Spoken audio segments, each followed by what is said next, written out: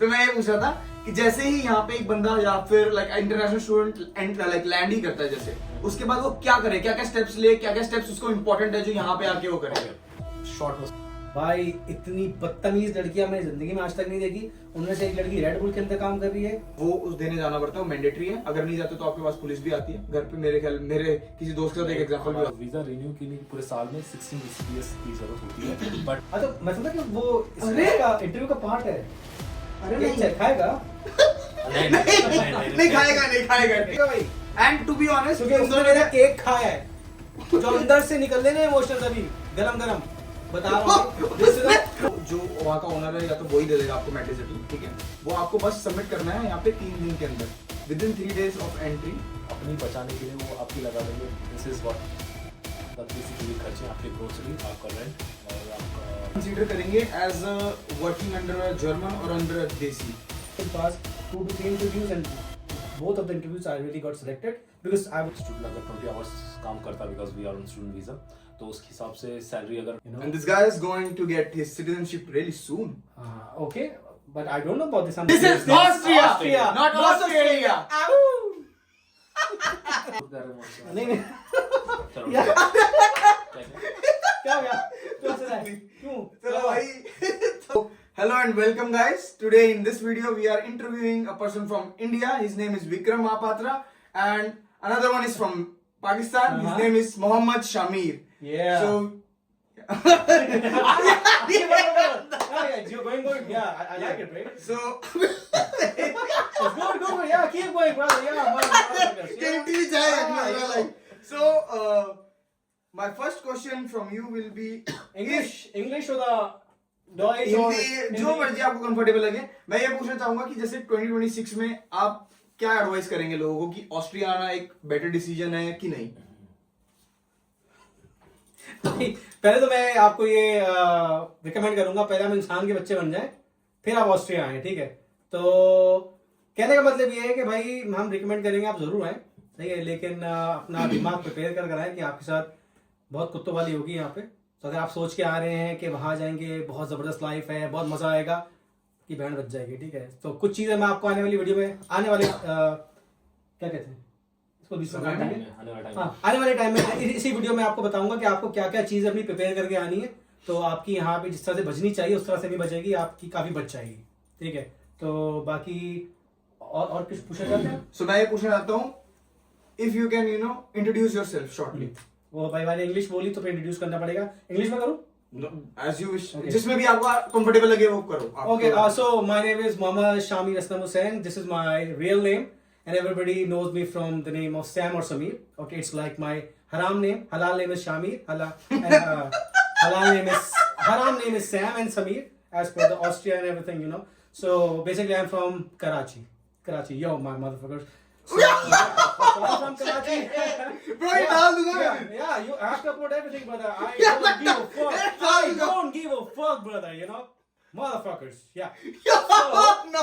So I'm from Karachi, you know, as you can see, and you can also recognize. I'm from Karachi and I'm studying here like Master's Management at JKU, okay?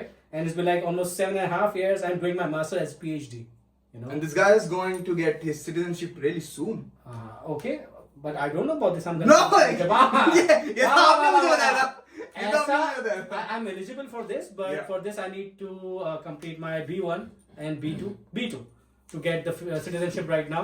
But to get my citizenship in 10 years, I need to have B1, which I'm doing right now at the moment. And yeah, that's what it's all about me. That's my introduction. And if you want to know anything else, so you have my number and everything, call me in person. I'll tell you everything. I will flash his number, okay? Yeah. So I would also like Vikram to introduce himself. Okay, so my name is Vikram. I'm from India. I am basically from a city called Pune, which is in Maharashtra. So yeah, I came here like in 2023, and now it's been 2.5 years. And Vikram, what are some of the challenges you faced, and what are you studying also? Okay, so I'm studying economics, since you asked the challenges, so I think the challenges is the language. So whenever you're planning to come to Austria, or let's say Austria or Germany, the two countries, they have the same challenges, that you have to learn the language, German. So German, try, because I think the courses here over here is like, if you consider in terms of euros, it's bit expensive, but if you learn it from your home country, it will be much cheaper than coming here and learn it.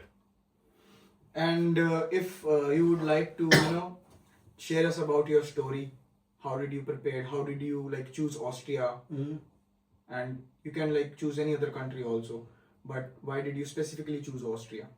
Yeah, because I was fucking depressed. I wanted to add more depression in my life. This is why I chose this fucking country, Austria. You know. अरे भाई, ये And जाने I के लिए didn't know भाई this. कैसे? And yeah, I didn't know this. I didn't know this. And when I'm gonna come here, ये I'm gonna fuck with a different style. You know. इतना controversial क्यों है ये सब? So yeah, everything is okay. So I This have guy to be- is- Yeah, I'm just kidding, but I'm telling you that the challenges I had to face, language barrier, as Vikram already told you guys, that you need to learn language before coming to Austria because it's gonna really help you. And I was taking this thing very lightly. Okay, I'm gonna like survive over there and stuff like this. But yeah, and another important thing that you really need to push yourself over here because there are so many people. They're gonna drag you down. Okay, you don't know the language, you're not gonna get the work and stuff like this. Don't get demotivated and keep yourself away from those people. That's what I did when I moved to Austria first time. And the people from my country mostly, they were like demotivating me, okay, because they were fucking jealous. Okay, why this guy has this student visa, because most of them रिश्तेदारों में they came रिश्तेदार, yeah? Rishtedar, I don't give a fuck about Rishtedar. Rishtedar are always the people, they always like to push you, towards your goals. Because I know my Rishtedar are bitch, but I don't give a fuck, I'm here, they're there, so Can't find keep language. yeah, genau. So exactly, so this is what I'm gonna tell you that's how I survived over here. Keep yourself away from the negative people, and then you will be like perfectly okay. But learn the language before coming to Austria, or if you want to travel to Germany as well. So language is the most important thing over here. Yeah. If you know this thing, man, everything is so easy to go. I'm telling you for sure.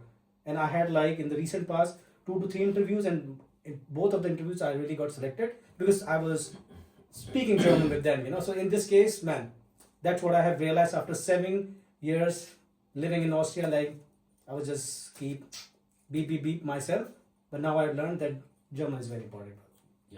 That's good. And the follow-up question would be, as you mentioned, you are here from 7 years now. Almost 7.5 years. Okay. So what would you like, consider as a part-time job doing here? Mhm. Like a person should search for his field job or any other job? Okay, first of the most important thing is like if you talk about the job security for the student until unless you're finished with your studies, master, whatever you guys are planning to do. So first, like the best job that you can work is McDonald's, because in McDonald's you don't need language. You really need to push yourself to get into McDonald's, and there you can find the job security. Nobody's gonna fire you because most of the other restaurants, like they are only seasonal. Like for 6 months, 7 months they have work, and after that they don't care about you. They will fire you right away.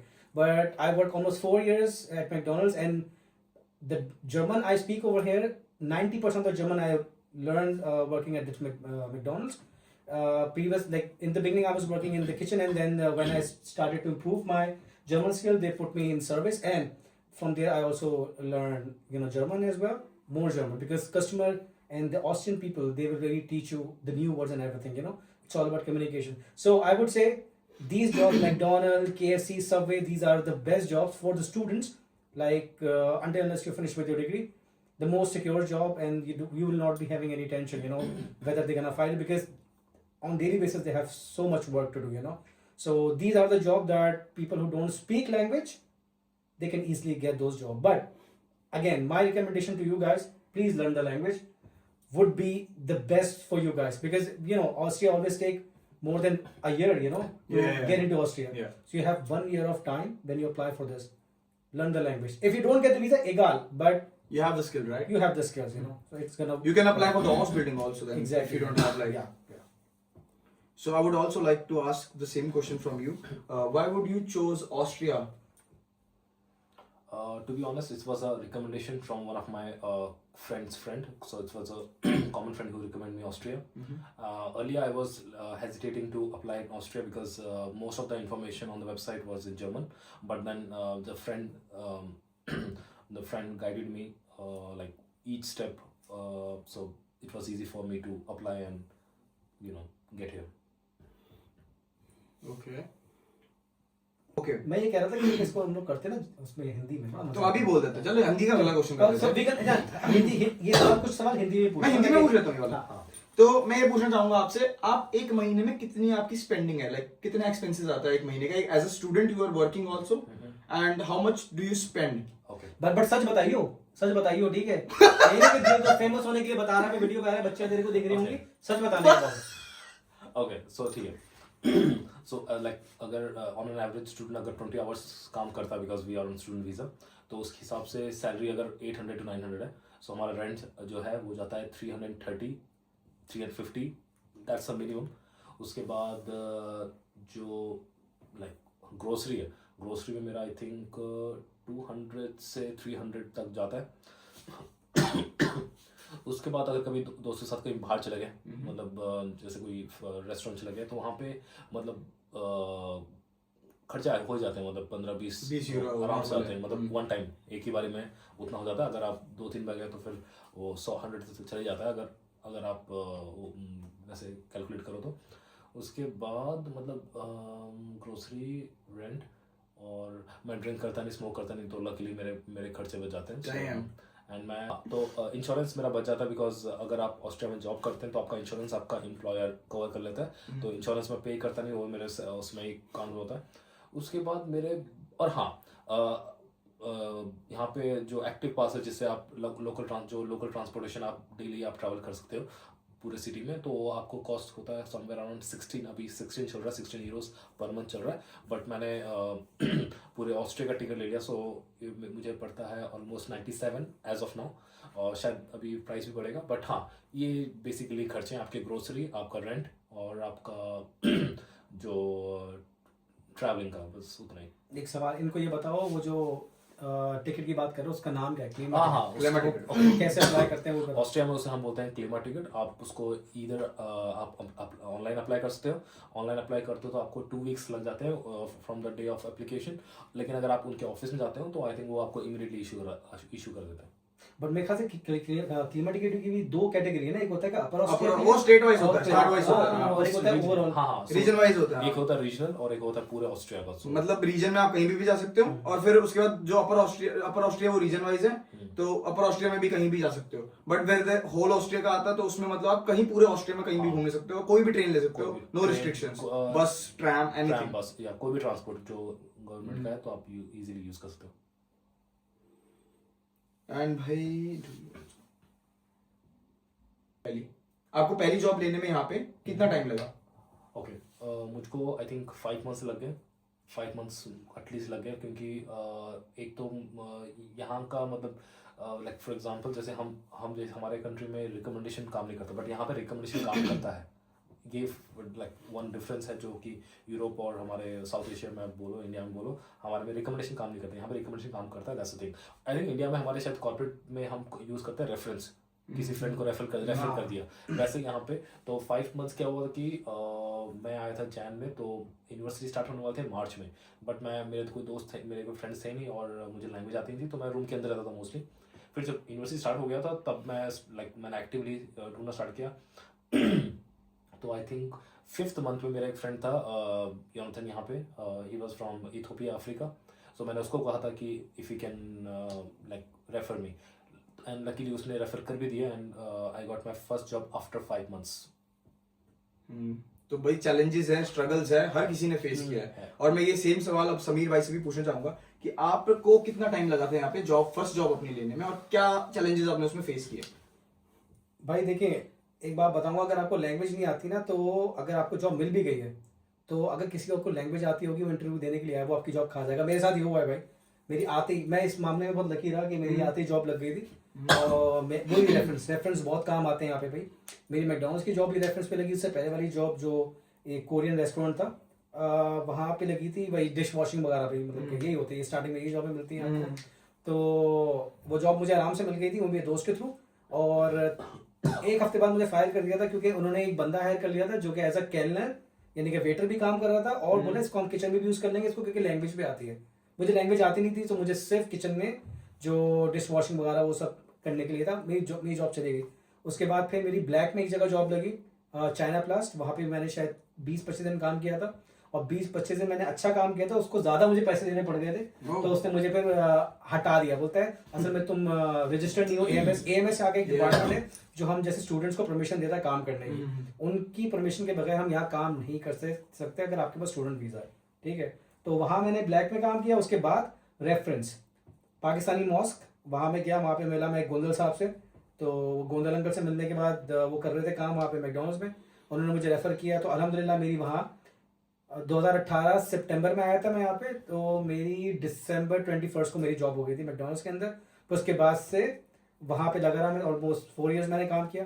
तो ये also depend करता है आपकी luck पे भाई, क्योंकि आप जितना अपने आपको पुश करोगे ना भाई, आपकी जॉब इतनी जल्दी हो सकती है यहाँ पे, लेकिन आपको मोटिवेट रहना पड़ेगा। खत्म हो गई। और हाँ, अपने आप को मोटिवेट रखना पड़ेगा, और नेगेटिव लोगों से दूर रहो, उतना ज़्यादा कामयाब होगे।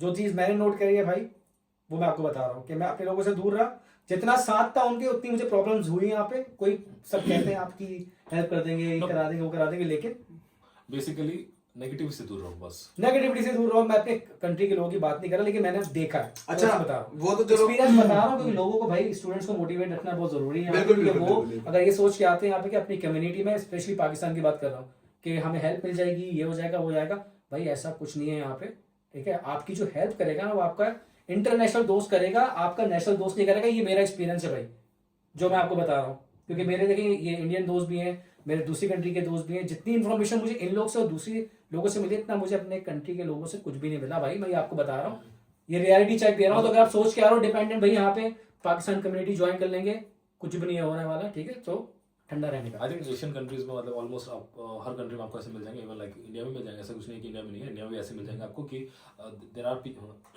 People who will help you. मतलब ऐसे लोग हैं जो आपकी हेल्प करेंगे, बट ऐसे लोग भी हैं जो आपकी प्रिटेंड करेंगे हेल्प करें, but so it's like it's not wise to waste your time. Just आप अपने पे फोकस करो, आपके जो आपके स्किल्स हैं, स्किल्स को यूज़ करो। अदरवाइज आप अगर स्किल्स नहीं है तो फिर आपके अगर कोई भी जो क्लासमेट्स हैं या फिर आपके साथ जो पढ़ रहे हैं, आपके साथ कोई भी आपको जहाँ आपके पड़ोसी हैं, उनसे बात करो कि आप वो कहाँ जॉब कर रहे हैं, एंड इफ पॉसिबल वहाँ पे आप वहाँ पे उनसे पूछिए कि अप्लाई कैसे करना है, अप्लाई का प्रोसेस कैसा है। एंड अगर वो बोलते हैं कि सिंपल, वहाँ पे मोस्टली आप CV लेके आप जा सकते हैं अपना, और वहाँ पे आप अपना बायोडाटा वो कर दीजिए। देखिए आप तो एक- सबसे बड़ी एग्जांपल विक्रम बैठा हुआ है। विक्रम, वो जो जॉनसन की बात कर रहा है, वो मेरा भी दोस्त है, ठीक है। तो उसी ने इसको रेफर किया था। देखिए मैं आपको बताऊँ, इंटरनेशनल लोग जो है ना, वो बहुत ज़्यादा हेल्प करते हैं आपकी, ठीक है। आपके यहाँ के नेशनल्स की बात नहीं कर रहा मैं, लेकिन इंटरनेशनल लोग बहुत, अपना सर्कल आपको बना के यहाँ पे रखना पड़ेगा। जितने ज़्यादा आप सोशलाइज होंगे उतना कामयाब है। अगर आपको लैंग्वेज भी नहीं आती ना, आपका सब कुछ हो जाएगा, लेकिन आपको डिपेंड करता है आप कितना एक्टिव हैं अपने तौर पे, सही है। तो ये करना पड़ेगा भाई। बाकी विक्रम भाई कुछ और कहना चाहेंगे? मैं एक और क्वेश्चन पूछना चाहता हूँ, पूछ। जो कि बहुत इंपॉर्टेंट है, कि आप कंसीडर करेंगे एज वर्किंग अंडर जर्मन और अंडर देसी? 100% जर्मन बाबा। या non desi for Non-desi. And what are the reasons we are like? Okay, ये मैं अपना एक्सपीरियंस बता रहा हूँ, और ये मेरा एक्सपीरियंस है। फिर मैं भी बताऊंगा बात। बिल्कुल बिल्कुल मुझे बिल्कुल, चांस मिलेगा? 100%। Of course all yours. You start करना नहीं नहीं, आप बोले, आप पहले। ओके, तो मेरा देखो तीन चीज़ मैंने नोटिस की है। पहला कि वो मतलब जैसे हमारे भाषा में बोलता है ना कि अपनी बचाने के लिए वो आपकी लगा देंगे। This is what the truth जो मैंने देखा है। दूसरा ये कि आप अगर आपका बॉस अगर लेट से यूरोपियन है, तो वो आपको अगर 20 घंटे के हिसाब से अगर आपको हायर करा, वो आपको 20 घंटे जैसा कहीं काम कराएगा।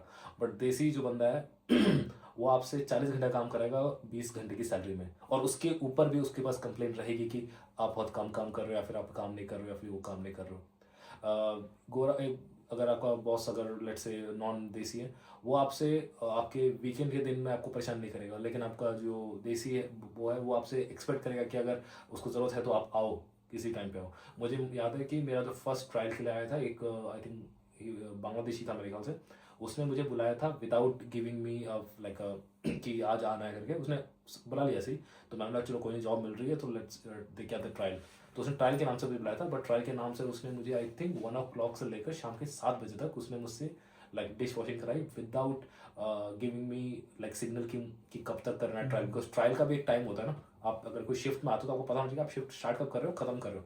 उसने मुझे बताया नहीं कि कब स्टार्ट करना है, कब खत्म करना है। ही जस्ट स्टार्टेड कि उसने 1 बजे स्टार्ट किया और आई थिंक रात के 7:30 बज गए थे। मुझे पूछना पड़ा क्योंकि भाई मुझे घर जाना है, क्योंकि मेरे बहुत सी चीज़ें पेंडिंग है, मेरा खाना पेंडिंग है, मेरा कपड़ा पेंडिंग है, कपड़े धोने हैं, आयरन करना है, अगले दिन यूनिवर्सिटी है, ये सब लाइक पूरा काम पेंडिंग है, क्योंकि संडे एक लौता दिन था जिस दिन मैं ये सब कर सकता था। और उसने बोला कि फिर उस लाइक जैसे मैंने ये पूछा कि कब तक मैं फ्री हो सकता हूँ, उसने अचानक से मुझे मतलब ऐसा लुक दिया जैसे कि मतलब कि जैसे जैसे उसकी इज्जत लूट ली हो। हाँ मतलब कि और फिर उसने मुझे बोला कि आप लोग तो आप कमाने के लिए आते हो ना, मतलब आप तो काम करने आते हो। मैंने नहीं, हम सब पढ़ने आते हैं। सो ये बोल के मैं वहाँ से निकला एंड मैं फिर वापस कभी उस गया ही नहीं। फिर मेरा ये है कि उसके बाद मुझसे जब कोई एडवाइस लेता है, कोई भी देसी बंदा है, वो इंडिया हो, पाकिस्तान हो, बांग्लादेश कहीं का भी हो या नेपाली हो, उनको मैं एक एडवाइस देता हूँ कि तुम्हारी किस्मत खराब रहेगी अगर तुम्हारा बॉस देसी है। ट्राई करो कि try to get a job under, मतलब कि नॉन, मतलब एक फिरंगी के अंदर यहाँ जॉब करना is much this thing. Sorry to say this, मतलब बुरा लगता है अपने अपने बंदों के बारे में ऐसा बोल रहा हूँ, लेकिन सच है। अब क्या ही बताऊँ।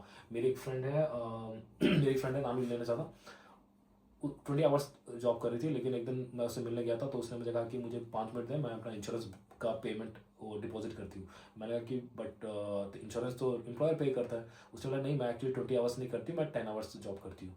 तो मैंने उसको पूछा कि बट तू तो मतलब 20 आवर्स प्लस कर रही है। तो उसने बोला कि नहीं, क्योंकि उसको बोला कि ना तू 10 आवर्स ऑन पेपर कर और बाकी तू ऑफ पेपर कर, which is like legal, but then उसने इसलिए किया, द एम्प्लॉयर ने उसने इसलिए किया क्योंकि उसको टैक्स से बचना था। तो उसने अपना टैक्स बचाने के लिए इस स्टूडेंट की उसने लगा दी। और अब उसको अलग झंझट है ना कि अब उसको कैश में पे कर रहे हो और ऊपर से उसको बेचारी को वहाँ पे और सैलरी भी ऐसे ही कुछ हटके मिल रही है, सैलरी सेम मिल रही है, बट देन बेचारी को ऐसा हुआ कि, तो मुझे वो जैसे मैंने सुना तो मुझे बहुत बड़ा कि अपने अपने ही बंदे मतलब ऐसा कर रहे हैं।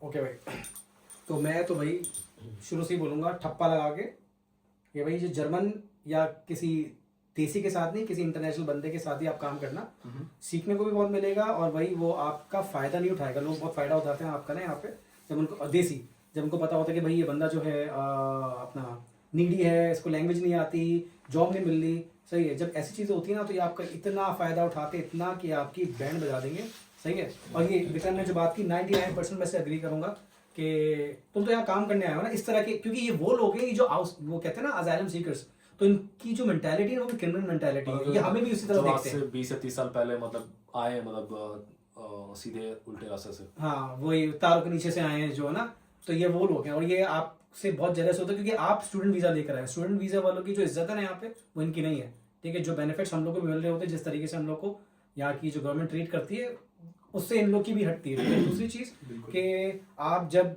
किसी गोरे के साथ काम करोगे ना, बिल्कुल सही, जो टाइम होगा ना उससे ना वो आपको 1 मिनट ऊपर रोकेगा ना नीचे आपको जाने देगा। और अगर उन्होंने देखो उन्होंने रोक भी लिया ना तो पैसा पे करते हैं उसका, पैसा पे भी करते हैं, लेकिन वो पूछते हैं, पहले परमिशन हाँ, लेते हैं आपसे, बिल्कुल, यार आपसे तुम कर permission। लोगे। अगर आपने ना बोल दिया वो कभी नहीं रोकेगा, लेकिन Force नहीं दूसरा कर जो होगा ना वो आपको फिर आपकी जॉब की थ्रेट देगा, जो देसी होगा। जॉब फिर ठीक है, कल से आने की जरूरत नहीं है, ये है वो है, कुछ नहीं समझते।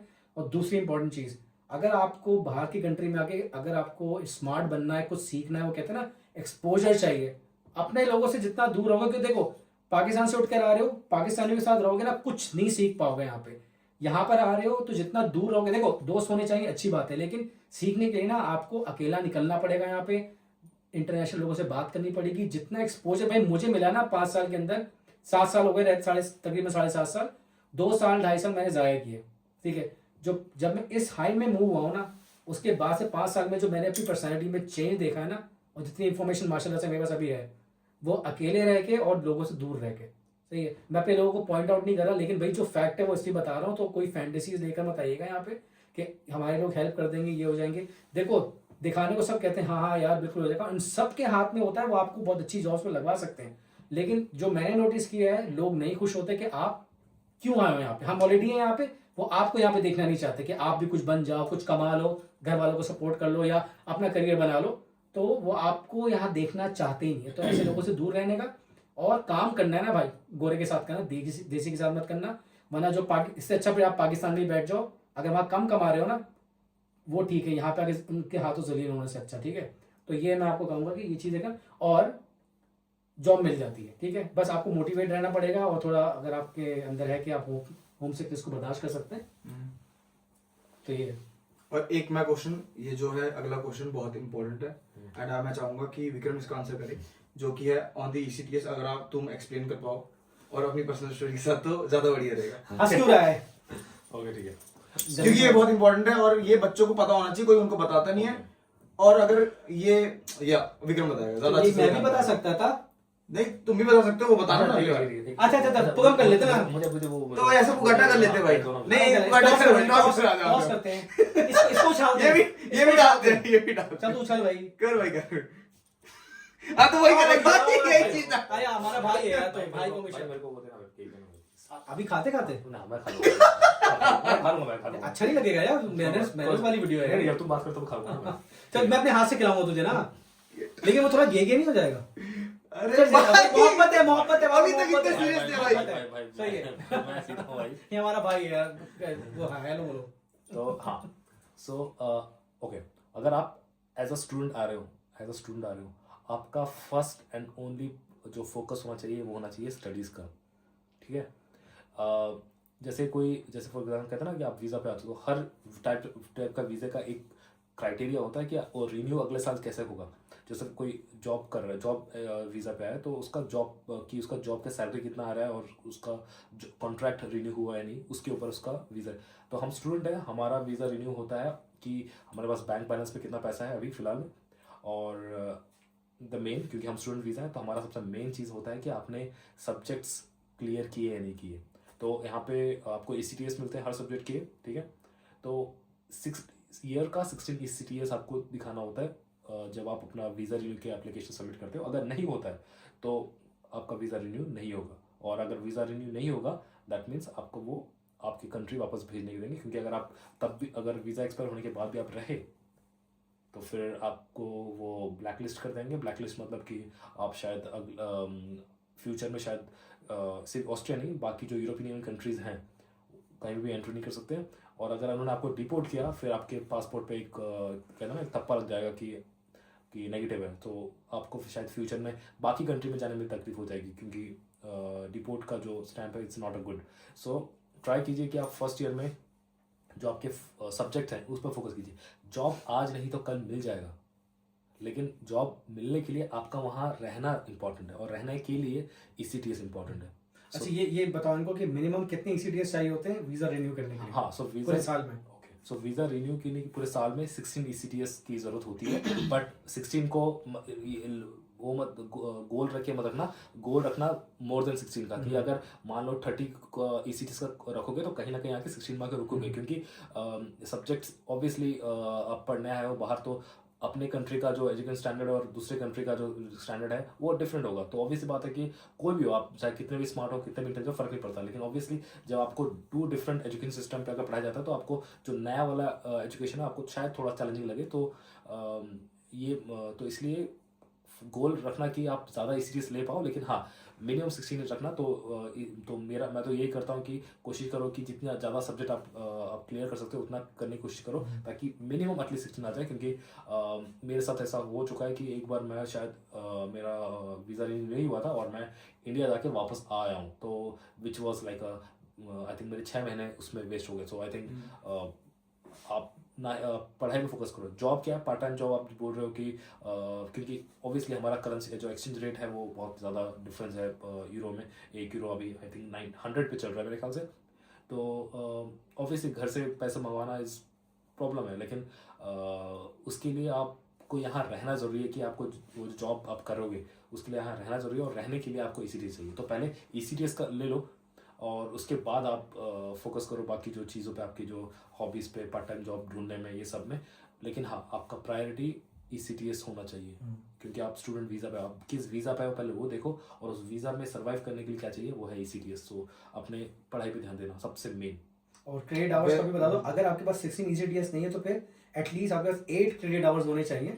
नहीं वो तो मतलब ये क्राइटेरिया मतलब कि 16 ECTS या 8 क्रेडिट 8 आवर्स। तो हर सब्जेक्ट के साथ जो हर सब्जेक्ट आप जब पास करते हो उसका एक ECTS होता है और ECTS आवर होते हैं कि आप कितने घंटे वो लेक्चर पढ़ रहे हो। तो 16 ECTS या फिर 8 आवर्स। तो आई थिंक अगर आपने 16 ECTS ले लिए हैं तो समहाउ वो 8 आवर्स कवर हो जाते हैं, so which is not a thing. But then आप कोशिश करो कि 16 ECTS आ जाए, और अगर गलती से 16 ECTS नहीं आ पाए देन ट्राई कि आपका आवर्स 8 आवर्स ECTS हो जाए।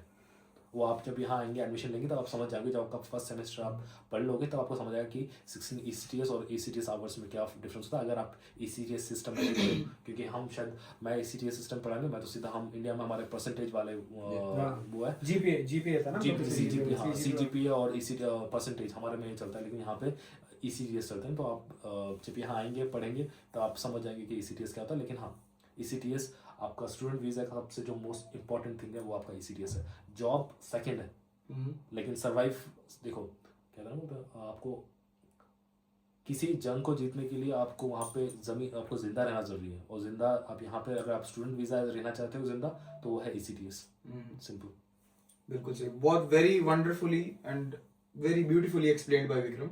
And I would say if you want to add up some points we can. अगर आप इसमें कुछ भी, अगर आपको लगे कि कुछ रह गया है विक्रम मिस किया तो कर सकते हो, वरना बट बहुत अच्छा एक्सप्लेन किया विक्रम ने, टू बी ऑनेस्ट। नहीं मजा आया, मजा आया। नहीं मजा तो आया। बोलने से पहले मैंने बोला केक चाहिए मुझको। तो मैं समझा कि वो इसका इंटरव्यू का पार्ट है। अरे केक चाहिए, खाएगा? नहीं खाएगा, नहीं खाएगा, खाएगा नहीं। ले लेना ना, वो भूख लगी है। अभी इंटरव्यू के दरमियान बिल्कुल भाई। और सवाल तुमने पूछे तो मैं खा लूंगा। भाई खा लेंगे। भूख लगी है मुझे। ठीक वो है मेरे पास। अरे खा भी लिया तुमने, झूठा भी लिया। झूठ नहीं, हाथ से तोड़ तोड़ के खाया है। अच्छा चाकू भी लिया? चाकू? हाँ, नाइफ या कुछ हाथ से तोड़ तोड़ के खाते रहो ना, खत्म कर।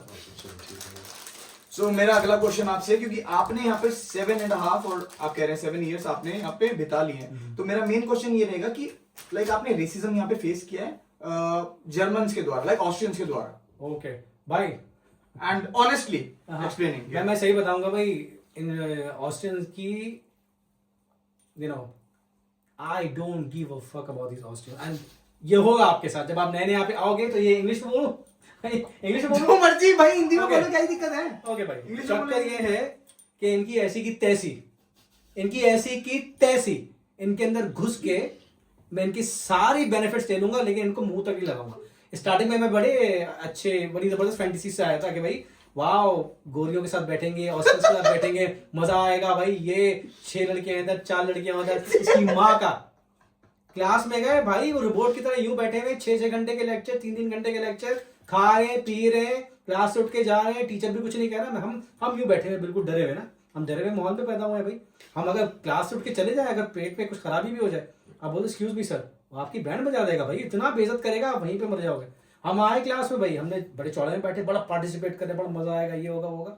किसी के साथ ग्रुप नहीं बना भाई। हमने बोला अच्छा, हम लोग की आदत है ना यार कि जरा क्लास में पार्टिसिपेट करेंगे तो जरा चौड़े चलेंगे, लड़कियां इंप्रेस होंगी। अरे घंटा इंप्रेस नहीं हुई भाई, ग्रुप तक नहीं बनाया, लॉन्डो के साथ हमारा ग्रुप बना दिया, वो भी इंटरनेशनल लॉन्डे, उनको भी कुछ नहीं आता, हमें भी कुछ नहीं आता। और ऑस्ट्रियंस भाई रेसिज्म नहीं पसंद करते हैं आपको भाई, आप इनकी लैंग्वेज भी सीख लोगे। 6 महीने मैंने बड़ा ट्राई किया कि मैं भी ऑस्ट्रियन बन जाऊं। मैंने डेली नहाना शुरू कर दिया कि क्या पता ये नहाते होंगे, ये शायद वो नहाते भी नहीं है। डेली नहाया, मैं गया क्लास में, परफ्यूम लगा गया, परफ्यूम की बोतलें खाली हो गई भैंसन, लेकिन एक दोस्त नहीं बना। फिर अपने को समझ में आ गया, चेक अपने को पता चल गया भाई कुछ नहीं होगा यहाँ पे। उसके बाद मैंने बोल दिया और ऑस्ट्रियंस की ऐसी की तैसी। जब मैंने ऐसी की तैसी करा ना, उसके बाद ऑटोमेटिक ऑस्ट्रियन मेरे पास आने लग गए, ठीक है। और ज्यादातर जो मेरे दोस्त बने वो बने यूनिवर्सिटी से नहीं, यूनिवर्सिटी में मेरा एक दोस्त है स्टेफन, जो बड़ा हलाल दोस्त है मेरा, और वो कहते हैं बड़ा लॉयल। क्योंकि क्यों ऑस्ट्रियन रेसिज्म क्यों करते हैं? क्योंकि ज्यादातर ऑस्ट्रियन स्टूडेंट जो है ना यहाँ पे, पहले तो कोई पढ़ता नहीं, हायर एजुकेशन कोई भी नहीं लेता, जो लेते हैं वो है 5 to 10%, ठीक है। और जो लेते हैं ना, वो उनमें से जो आपको तरीके के ऑस्ट्रियंस मिलेंगे ना, जिसमें आपको रेसिज्म नजर नहीं आएगा, उन सबके पास एक्सपोजर है, उन्होंने अपनी बैचलर्स की डिग्री दूसरी कंट्रियों से की हुई है। क्योंकि जो यहाँ पे ऑस्ट्रियन रहे हैं, उनको ये पता है कि जो चीजें हमारे पास है वो बाकी जगह पे है नहीं, क्योंकि उन्होंने ट्रेवल किया नहीं है, पढ़ा नहीं है। क्योंकि आपको एक्सपोजर तब मिलता है जब आप किसी जगह पे रहते हो 1 साल 2 साल, तब आप ग्रूम होते हो। ये यहाँ पे पैदा हुए, इनको सब चीजें हलवा बना के हाथ में दे दी है, स्ट्रगल इनको करनी नहीं होती। अगर ये जॉब नहीं करेंगे, पैसा इनको गवर्नमेंट पे कर रही है, और मरवा हम अपनी रहे। ये काट देंगे, ओके अब तुमने बोल दिया यार। ओके, हाँ, डाल देंगे। डालो ऐसी की तैसी, क्या कर लोगे? वैसे भी हमारे कौन से 1000 सब्सक्राइबर है, ऐसी की तैसी तुम्हारी। हमें जिसको दिखाना है वो तो देख रहा है, देख रहे हो ना तुम। उसको समझ ऐसे कौन सा कर- आएगा, वो तो जर्मन हाँ, आएगा। तेरी तो ऑस्ट्रियन क्या शायद ऑस्ट्रियन भाई छी। 7 साल हो गए उसको, वो लेगा सिटीजनशिप, हाँ। हमको डिपोर्ट करेगा। भाई मैं तो- ये जो बोल रहा है उसके भाई, मैं agree नहीं करता। मैं मेरे साथ बता- racism feel- नहीं, ये तो है ना अपने चैनल के लिए, इसको पता है, इसको वीजा रिन्यू करवाना तो ये कर रहा है। ये सब के क्यों साथ भी होता यार? है। मैं आपको बता रहा हूँ, तो ये है कि रेसिज्म बहुत होगा क्लास में। जब आप ग्रुप बनाएंगे, ग्रुप में अगर ऑस्ट्रियंस हैं, अगर वो एक दूसरे को जानते भी नहीं होंगे ना, फिर भी वो आपके साथ ग्रुप बनाना नहीं चाहेंगे, क्योंकि वो इंग्लिश बोलना चाहते ही नहीं है। और आप उनसे इंग्लिश में बात कर लो तो बस उसी वक्त इंप्रेशन आपका उन पर चले जाता है कि यार इसके साथ ग्रुप नहीं बनाना है। तो मुझे शुरू के 6 महीने में पता चल गया था कि भाई कुछ नहीं होगा। फिर जो मैंने इंटरनेशनल अपने दोस्त बनाए, I don't give a fuck about Austrians, you know. और मेरे इतने इंटरनेशनल दोस्त हैं माशाल्लाह से, उसमें सारी कंट्री के अल्बानिया का नाम मैं पहले लूंगा, अल्बानिया के हैं, कोसोवो के हैं, बोस्निया के हैं, और इंडिया भाई, अपना भाई इंडिया, दाल चावल भाई। तो इंडिया के दोस्त हैं, बांग्लादेश भी हैं, बांग्लादेशी भी हाँ है, और मस्सी चावल खाएगा बहुत मजा आता है, बांग्लादेश बहुत मजा आता है, अल्लाह की कसम बहुत मजा आएगा भाई यार Okay. Part of joke. And बहुत सारी कंट्रीज के भाई, यूके, यूक्रेन वगैरह। यूक्रेन बड़े भाई अच्छे होते हैं, जरा दोस्ती बना के रखना। अभी वॉर भी चल रही है तो क्या 1-2 बच्चे ये तो करना चाहिए बेंच, ये करना चाहिए। हाँ, तो अच्छा भाई, तो हाँ ये मैं कह रहा हूँ कि भाई इंटरनेशनल ये अनकट इंटरव्यू है। आई एम नॉट इंटरनेशनल दोस्त बनाइए आप, रेसिज्म आपको बहुत मिलेगा यहाँ पे, हर जगह मिलेगा। वो रिकॉर्ड हो गया ना, दिखेगा। हाँ? भाई तुम्हें कोई दिक्कत तो नहीं है ना? मुझे कोई दिक्कत नहीं है, कंसेंट इसका ले लिया मैंने। कोई करो, बात मुझे रोज करो यार, मुझे मजा आएगा। मैं तुम्हें सच बता रहा हूँ, ऐसी बातें कोई नहीं करेगा भाई, नहीं। एंड टू बी ऑनेस्ट, क्योंकि उसने मेरा केक खाया है जो अंदर से निकल लेने इमोशंस अभी गरम गरम बता रहा हूँ। उसने मेरा केक खाया तो मेरा इमोशन। हाँ भाई, तो मतलब इसका क्या मतलब है? गाना सुन। देना नहीं चाहता। देखिए कितना बड़ा हाथ डाल के उसने आधा तो खा लिया। 2.99 का केक लिया था, 1.5 तो खा चुका है वो, अब शर्म के मारे रख रहा है? बड़ी बड़ी बातें कर रहे हैं, बहुत दुख होता है। क्लैरिफिकेशन करे, शर्म ये नहीं बातें आपको 7 साल में रहने वाला बंदा ही बताएगा कि यहाँ पे एक केक पैनी जो है, अभी विक्रम भाई जो बड़े चौड़े बन रहे हैं, ये भाई ये खाली बोतलें जमा करके 0.25 सेंट जमा कर करके भाई इन्होंने परफ्यूम खरीदा है? क्या ये आपको कोई नहीं बताएगा, ये सिर्फ आपको सैम बताएगा भाई। नहीं तो छोड़ दो यार, तो छोड़ यार, मेरे को बात करने दे भाई। अभी तू केक खा ले यार, कोई बात तू नहीं। केक खा तू केक, जब तक तू खाता कोई दिक्कत नहीं है। जब तक तेरा मुंह चलेगा तब तक ये माइक चलेगा। तो दे दे यार उसको माइक। चाहिए अब उसका माइक छीन रहा है, ये देखिए हरकत देखिए इसकी। ले लो माइक। आजा विक्रम आजा, पानी भी पी ले, कोला भी है। केक उसमें केक क्या बोलते हैं? कितना इतना बड़ा हाथ डाल के केक निकालता है। खत्म हो गया मेरा 2.99 का केक था 1.9 अभी रख रहा है ऐसे वाला। मैंने इसलिए रखा कि इसने मुझे टोका। हाँ? मैं इसलिए रख रहा हूँ क्योंकि मेरे पास और खा रहा था, खाऊंगा और खाऊंगा पूरा खाऊंगा। ये oh my God, ये तो दूसरा- मेरा क्या होगा यहाँ पे? मेरे जो मैं टैक्स पे कर रहा हूँ ऑस्ट्रिया का, उसका क्या होगा? आधा टैक्स ये खा लिया मगरमच्छ की तरह। अच्छा भाई, रेसिज्म फेस करना पड़ेगा, तफरी करनी चाहिए बीच बीच में हम लोग को, ठीक है? तो एक रेसिज्म फेस करना पड़ेगा, But- विक्रम भाई ने भी किया। तूने करा है कोई रेसिज्म नहीं फेस? भाई। नहीं तूने मेरे इसको को- मेरे कान में मेरे बताया था, को- बता मेरे- नहीं रुक जाओ भाई। मुझे जब 7 साल हो जाएंगे, जब मैं क्लोज रहूंगा थोड़ा सिटीजनशिप, हाँ। तब नहीं, मैं आपको बता रहा हूँ, देखिए मैं अपना एक्सपीरियंस जो मैंने फेस किया, उसके बाद 6 महीने के बाद जो मेरे इंटरनेशनल दोस्त बने, मुझे बहुत मजा आया, बहुत घूमा फिरा, अच्छे दोस्त बन गए। अब मुझे रेसिज्म फील ही नहीं होता। नेक्स्ट ये। क्वेश्चन। अगला सवाल, तो टू बी ऑनेस्ट एक रुक जाओ, एक मैं करता हूँ। कितने सवाल है? खत्म कब होगा ये?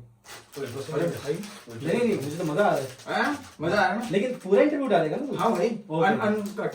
ओके। तो मैं ये बोलना चाहूंगा कि एक्चुअली एक मेरा भाई? एक्सपीरियंस था। मैं तो है मेरा। अच्छा एक्चुअली मेरा एक एक्सपीरियंस था कि 2 बार हुआ मेरे साथ ऐसा। एक बार एक्चुअली दोनों बार क्या हुआ कि अनफॉर्चुनेटली मेरा कार्ड जो है काम नहीं कर रहा था। तो क्या हुआ कि एक आंटी थे, वो मेरे पीछे से मतलब हम साथ में ही जा रहे थे कैशियर के पास। तो क्या हुआ कि जैसे हम कैशियर के पास तेरी आंटी थी मेरे पीछे से। यार ये तो काटना ही पड़ेगा। अरे यार वो आंटी पीछे खड़ी है। वो आंटी आज जो खुल थी- गया ये भाई, तो आंटी पीछे से। आंटी जो थी वो पीछे खड़ी थी मेरे, और मेरा कार्ड चलना बंद हो गया था। वो भी शॉपिंग कर रही थी, मैं भी शॉपिंग करके आया था। तो भाई काफी लाइन थी। तो क्या हुआ कि मेरा कार्ड नहीं चल रहा था, 3-4 बार डिक्लाइन हो गया था, कुछ हो गया था उसमें, पता नहीं क्या हो गया था भाई उस दिन, जबकि पैसे थे कार्ड में, पैसे तो थे कार्ड में, बट पता नहीं, तो उन आंटी ने क्या हुआ, उन आंटी ने खुद पे किया कार्ड और बोला मैरी क्रिसमस और चली गई, और वो 20 यूरो का सामान था। रेसिज्म का बात नहीं है कि कितने दयालु हैं यहाँ के लोग, हाँ, ये exactly. कितने अच्छे बंदे नहीं, हैं, नहीं, मैं- असलियत में तो अच्छे ही हुए ना। और ये एक बार नहीं हुआ, मेरे से 2 बार हुआ है। आई थिंक आई थिंक आपको अच्छे और बुरे दोनों मिलेंगे, जैसे हाँ, पहले भी हाँ, बोला। हाँ, ये मैं कह रहा हूँ, जैसे मैं स्टेफन का बताया, वो अब अच्छा तो दोस्त चेंज है। हो गया, बदल गया। नहीं मैं कह रहा हूँ ए, मेरा स्टेफन दोस्त है, वो अच्छा है क्योंकि वो अच्छे कि जिनके पास एक्सपोजर है, ठीक है। बाकी जो है भाई नहीं, बहुत नहीं, रेसिस्ट है। नहीं, मैं आपको बता रहा हूँ बिल्कुल। नहीं ऐसा नहीं बोलूँगा कि मतलब कि एक्सपोजर वाले ही है वो अच्छे हैं, वैसे नहीं है। मैंने ऐसे लोग भी देखे हैं कि जो ऐसे यहाँ पे ना उन्होंने स्टेरियोटाइप बना रखा है लोगों ने, मतलब कि जो बुजुर्ग लोग हैं वो थोड़े से कंजर्वेटिव हैं, थोड़े से वो हैं। नहीं, मुझसे असल जितने ज़्यादा खुले हैं वो मोस्टली हमारे वो जो दादा दादी की जो उम्र वाले हैं, वो बहुत ही प्यार से बात करते हैं। जो अपने 30-40s में वो बोलते हैं कि उनको इंग्लिश आती है और वो थोड़े से फ्रेंडली हैं। मैंने फ्रेंडली और रूड दोनों मिले हैं। जो यंग जनरेशन है, यंग जनरेशन कैसी है कि क्योंकि हम सेम यूनिवर्सिटी में पढ़ रहे हैं और सेम मतलब इन्वायरमेंट में पले बढ़ रहे हैं, तो आई थिंक उस वजह से शायद हमारा वो हो रहा है। लेकिन फिर भी आप वो रहना चाहते हैं अपने लोगों के साथ, ज़्यादा रहना पसंद करते हैं कंपेयर टू हमारे। बट ऐसा नहीं है कि नहीं रहते, बिल्कुल ऐसे नहीं है। हमारे दोस्त भी हैं ऑस्ट्रियंस, लेकिन हाँ, कहीं ना कहीं कुछ लोग होते हैं जिनके अंदर रहता है वैसा रेसिज्म कि जो नॉन यूरोपियन है या नॉन ऑस्ट्रियन है, उनकी तरफ उनका मतलब द वे दे टॉक, मतलब जिस तरह से बात करते हैं, देखते हैं, वो थोड़ा सा हो जाता है। लेकिन हाँ, ऐसा नहीं है कि बुरे लोग हैं, रेसिज्म अच्छे लोग भी हैं और बुरे लोग दोनों हैं, ऐसा।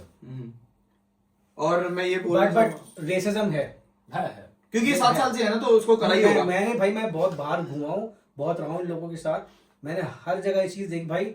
जो मैंने अपने प्रोजेक्ट किया था आईबीपी की जो बात बता रहा हूँ, इंटरनेशनल डिसिप्लिनरी प्रोजेक्ट, थीसिस से पहले भाई 3 ऑस्ट्रियन बंदों के साथ मैंने काम किया, मैं अकेला लौंडा था उसके अंदर। भाई इतनी बदतमीज लड़कियां मैंने जिंदगी में आज तक नहीं देखी। उनमें से एक लड़की रेड बुल के अंदर काम कर रही है, असिस्टेंट मार्केटिंग मैनेजर। एक बंदी जो है लुइस टाउन के अंदर है, और दूसरी बंदी फारिग थी। वो गली का नंबर बताना भूल गए। गली का नंबर मैं बताऊंगा नहीं, क्योंकि आप लोग बताए पहुंच जाओगे वहां पे, क्योंकि हमारे लोग तो भाई किसी चादर पे वो लकड़ी में कपड़ा भी डाल दो शुरू हो जाते। तो इतनी कोई गलीज किस्म की भाई मेरे साथ भाई गलीज किस्म की, छोड़े क्या बताऊं यार, क्या तुमने दुखती रख पे पैर रख दिया गालिब। नहीं एक मिनट, तुमने बोला कि वो बदतमीज थे। बदतमीज से क्या बोला उन्होंने, क्या वर्ड बोला? बदतमीज बेशरम। नहीं वो लड़की क्या थी? रेड बुल में काम कर रही है। नहीं उससे पहले क्या बोला कि वो क्या अच्छी बुरी क्या थी वो? यार बदतमीज थी, बहुत बदतमीज थी। हाँ, बदतमीज। ऐसे क्या किया उन्होंने बदतमीजी? इम्पोर्टेंट फॉलो अप क्वेश्चन ये है। बताओ बिल्कुल ऑन कैमरा है भाई। बताता हूँ। आप देखें, उनमें से पहली बात तो ये कि उनको इन कंपनीज ने जॉब कैसे दी मुझे समझ में नहीं आता। बेसिक एथिक्स नहीं है उन लोग के पास। अच्छा, इतनी मैंने वो कहते हैं ना जो बचकाना सोच होती है ना नई देखी लड़कियों की। अब हमारे ग्रुप में कोई चीज चल रही है, सही है, क्योंकि आपस में जर्मन में बात कर रहे होते थे, ठीक है। जर्मन हमें भी आती है लेकिन इतनी नहीं आती जितनी इनको आती है। तो ग्रुप में डिस्कशन चल रही है कि भाई मैंने बताया कि मेरा जो है क्लैश आ रहा है कोर्स के साथ, और उस कोर्स में मेरी फाइनल प्रेजेंटेशन थी, एंटरप्रेन्योरशिप का कोर्स था। और सेम टाइम पे जब हमारी प्रेजेंटेशन थी, उसी टाइम पे हमारी सेकंड प्रोग्रेस मीटिंग थी प्रोफेसर के साथ। इन तीनों लड़कियों को मैंने ऑलरेडी बता दिया था कि आप प्लीज प्रोफेसर को इन्फॉर्म कर देना, मैं हाफ एन आवर लेट आऊंगा क्योंकि मेरी प्रेजेंटेशन है फाइनल, क्योंकि 2 कोर्स आपस में क्लैश हो रहे हैं। इन्होंने क्या किया, मैं क्लास में जब मैं गया प्रोफेसर के पास, ठीक है, तो उन तीनों में से किसी बंदी ने भी प्रोफेसर को ये बताया कि सैम लेट क्यों आए क्लास में। उसने मुझे बहुत बुरी तरह बातें सुनाई। मैंने प्रोफेसर, मैं तो ऑलरेडी अपने ग्रुप मेंबर्स को ग्रुप में बता दिया था कि मेरी जो है मेरा एग्जाम है, मेरी फाइनल प्रेजेंटेशन है, और अभी भी वो मुझे जाने नहीं दे रही थी। मैं प्रेजेंटेशन अपनी पहले करवा कर अपने ग्रुप के साथ प्रोग्रेस मीटिंग के अंदर मैं आया हूँ यहाँ पे। आपको ये बात बताई नहीं किसी ने, बोलते नहीं, और वो सब बैठी हुई और एक लफ्ज नहीं बोला। चलो ठीक है, मुझे बात समझ में आ गई, ठीक है, प्रॉब्लम नहीं। फिर इन्होंने क्या किया, आपस में खुद ही डिसाइड किया कि किसको क्या काम देना है। अच्छा, मैं सारा काम टाइम पे और बगैर किसी मिस्टेक के करके इनको सबमिट भी करा रहा हूँ। इनकी प्रॉब्लम आगे से क्या थी कि सैम पार्टिसिपेट क्यों नहीं करता, मतलब कि ये हमें टास्क क्यों नहीं देता। जब ऑलरेडी आपने पूरी रिपोर्ट का स्ट्रक्चर डिवाइड कर लिया है, तो मैं बीच में क्या बोलूं। मैं सिर्फ तब इनपुट देता था जब हमारी मीटिंग्स होती थी कंपनी के साथ कि क्या चीज हमें चेंज करनी, क्या नहीं करनी। इन्होंने क्या किया, without discussing with in the group, इन्होंने ईमेल कर दी प्रोफेसर को कि सैम पार्टिसिपेट नहीं करता। ओके, ठीक है, मुझे प्रोफेसर ने कर लिया कॉल। मैं गया मीटिंग में, उसने बोला अच्छा, पहले तो मैं उसकी सुनता रहा, मेरे पास सारे प्रूफ थे, मैं सारी चैट्स लेकर गया था, अपना सारा काम सब चीजें लेकर गया। तो मैंने बोला क्या, क्यों बुलाया? बोले आपके ग्रुप कंप्लेन कर रहा है कि आप ना पार्टिसिपेट नहीं करते। मैंने सर पार्टिसिपेट नहीं करता, ये रिपोर्ट चेक करें, इसमें ये काम मैंने करके दिया हुआ है, ये रही इसका प्रूफ, ये रही इसकी डेट, और ये रही सारी डिस्कशन जो व्हाट्सएप ग्रुप में चल रही है। प्रोफेसर इतना रेसिस्ट था, इतना रेसिस्ट, बोलते नहीं मैंने भी देखा है, आप ना उस दिन मीटिंग में लेट आए थे। मैं आपको ऑलरेडी उस दिन बता दिया था कि मैं तो अपनी क्लास छोड़ कर आया हूँ, मेरी तो दोनों क्लास का और आपका क्लैश हो रहा था, आपको मेरे ग्रुप मेंबर से कुछ बताया नहीं है। इसका मतलब मैं अकेला काम कर रहा हूँ, 3 बंदियां एक साथ काम कर रही है, इसका मतलब मेरे वो अगेंस्ट है।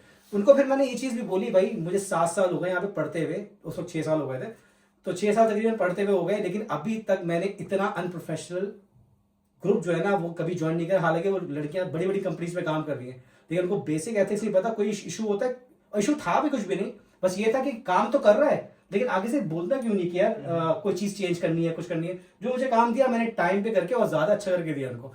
फिर प्रोफेसर जो था ना वो लड़कियों की साइड ले रहा था, बोलते देखिए ये मेरा सर फिर ऐसा ही है कि मुझे साफ सी बात है अपनी रिस्पेक्ट सबसे पहले, सेल्फ रिस्पेक्ट। उन्होंने पता मुझे क्या किया, जब थीसिस इंटरडिसिप्लिनरी प्रोजेक्ट का काम चल रहा था, मुझे बोलती है कि सैम मैंने सिर्फ मुझे एक सवाल पूछा था कि ये वाला आर्टिकल भी मैं यूज कर लूं, मुझे लगता है ये मुझे ठीक लग रहा है। तो मुझे बोलती है, मुझे एक लड़की जिससे मेरा बहुत बुरी तरह झगड़ा हुआ था, बोलती है कि यार तुमने बैचलर्स किया है पाकिस्तान से, क्या पाकिस्तान में ये बताते नहीं है कि कौन से पेपर को किस तरीके से लिखना होता है। इस तरीके से मेरी बैचलर्स की डिग्री पे क्वेश्चन कर रही थी। मैंने उनको बताया फिर कि मैंने कित बड़ी बड़ी कंपनी में वहां पे ऐसा असिस्टेंट ब्रांड मैनेजर, बैंक्स के अंदर कहाँ का मैंने काम किया, पूरी पूरी टीम लीड करी हुई।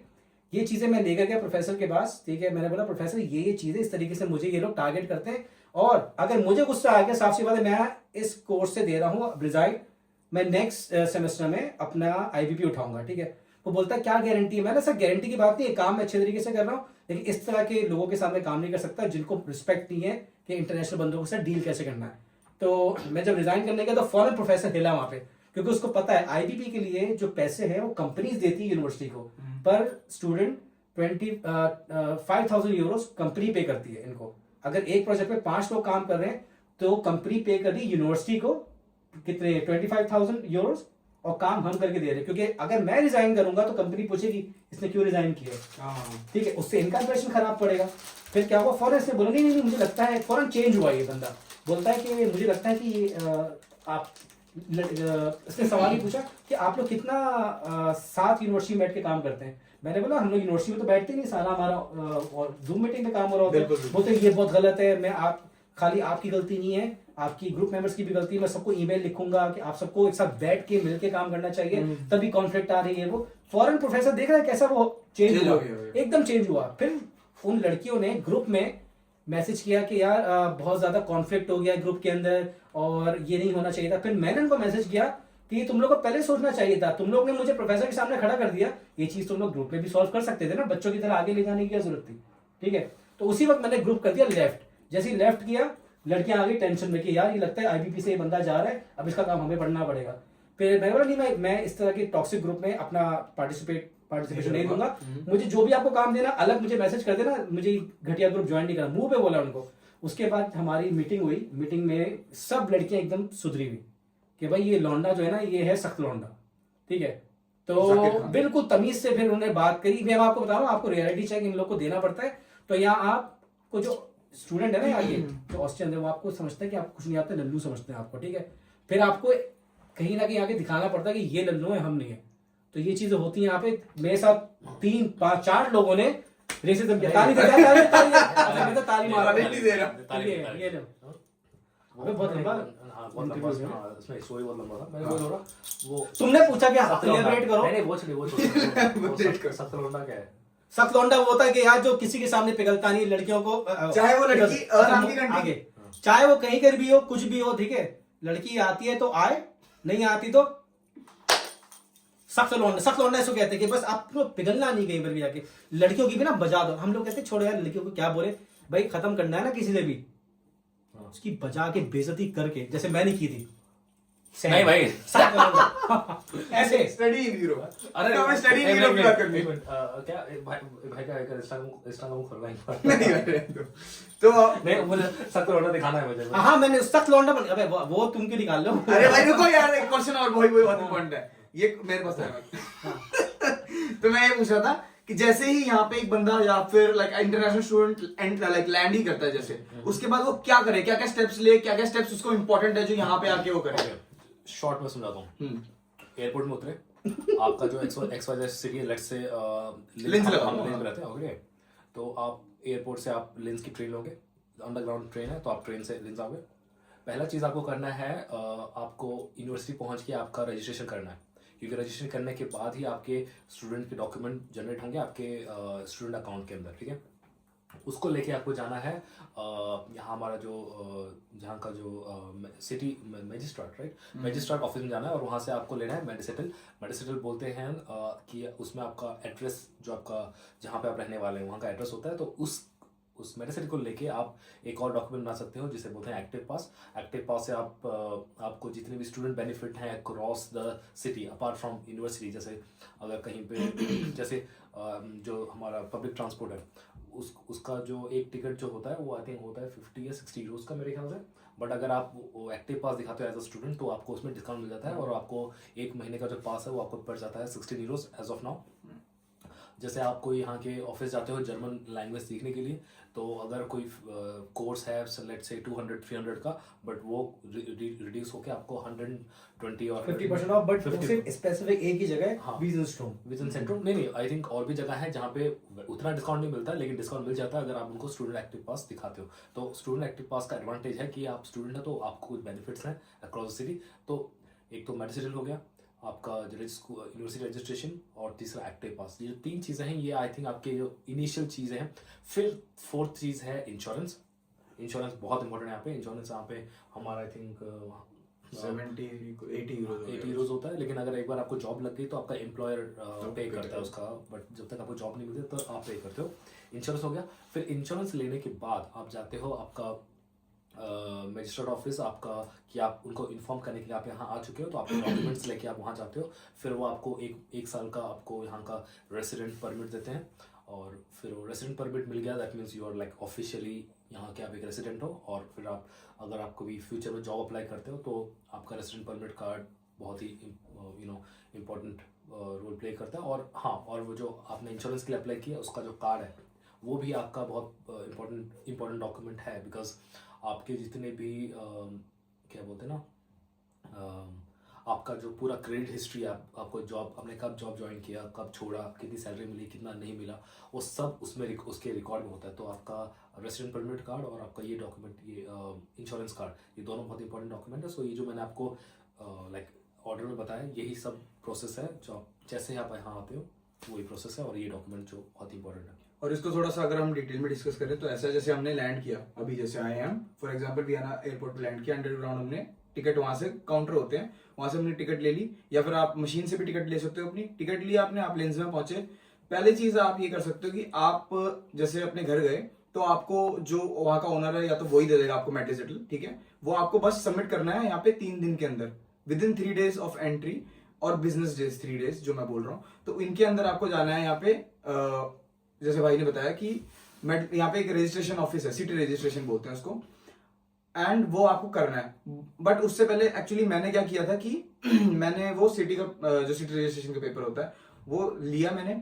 उसके बाद क्या किया मैंने, उससे पहले मैं गया था अपने लोकली, यहाँ पे सिम खरीदा मैंने सबसे पहले, ठीक है। सिम खरीदने के बाद उन्होंने मेरा पासपोर्ट वगैरह लिया, उससे उन्होंने मेरे को सिम इशू कर दिया। Oh, sorry. Just want to add. Okay, SIM तो है important, and bank account. Bank, हाँ ये भी। Because आपके जो रेंट, यहाँ पे जो रेंट डिडक्ट होगा, या फिर आपके जो भी आपके अकाउंट से जो भी डिडक्ट होना है, चाहे आपका वो मोबाइल बिल हो, इंटरनेट बिल हो, आपका सैलरी हो, कुछ भी हो, आपका इंश्योरेंस हो, सब आपके बैंक से कटेगा। तो you need to have a bank account. जैसे आप आते हो, आपका पासपोर्ट, आपका रेसिडेंट परमिट लेके जाओ और अपना बैंक अकाउंट खोलो। सो मैंने आते ही क्या किया, सिम लिया पहले यहाँ पर। सिम लेने के बाद मैं क्या गया, बैंक में गया, मैंने बैंक अकाउंट खुलवाया, क्योंकि बैंक अकाउंट बहुत इंपॉर्टेंट है यहाँ पे। क्योंकि मेरे से क्या गलती हुई थी, मैं पहले यूनिवर्सिटी फीस जमा करने गया था, क्योंकि मेरे पास कैश था, तो उन्होंने मुझे कैश लेने से मना कर दिया था।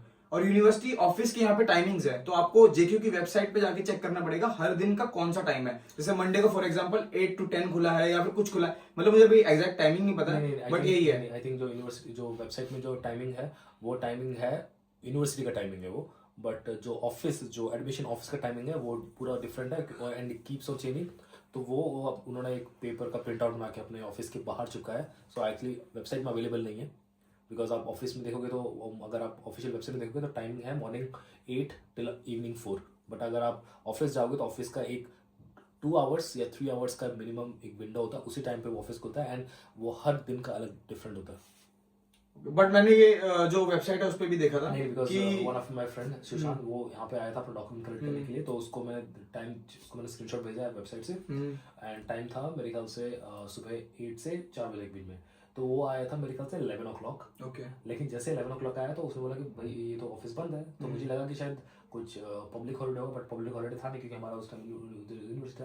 फिर मैं जब खुद अगले दिन मैं खुद पर्सनली गया तो मैंने देखा कि उन्होंने टाइम टेबल लगाया ऑफिस के। अच्छा, लगाया होता। हाँ, ओके, तो ओके, ओके। हर दिन 3 आवर्स का, और एक होता है इन पर्सन, आप जब ऑफिस में खुद जाते हैं पर्सनली तो वो उन 3 घंटे के लिए अवेलेबल होते हैं इररिस्पेक्ट ऑफ लाइक वीकडेज, और फिर उनका एक अलग सेपरेट टाइम होता है कॉलिंग के लिए। अगर आप उनको कॉल से आप उनसे कुछ पूछना चाहते हो तो उनका टाइमिंग भी अलग है। वो वाला तो वेबसाइट पे भी है मेरे ख्याल। हाँ, तो फिर मैं जैसे ही मुझे पता लगा कि मैं फीस सबमिट नहीं कर सकता हूँ कैश से, तो मैं गया बैंक में, मैंने अपना बैंक अकाउंट खुलवाया, क्योंकि यहाँ पे एक मुझे अफ्रीका से एक वो थी एक लड़की जो यहाँ पे पीएचडी परस्यू कर रही थी, तो उन्होंने मेरी हेल्प करी बैंक अकाउंट खुलवाने में।